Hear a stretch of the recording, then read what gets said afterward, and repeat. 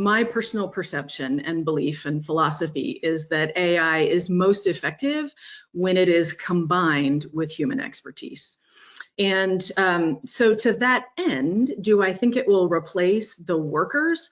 I do think there are some roles that may go away. There are some roles that will shift.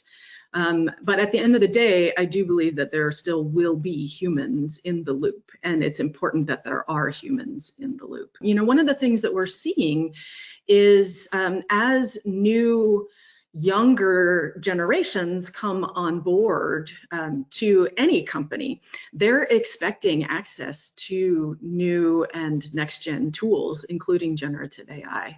So it will become an expectation and could become a limitation in terms of recruiting the best talent if you choose to not enable and empower your workforce with AI and generative AI tools.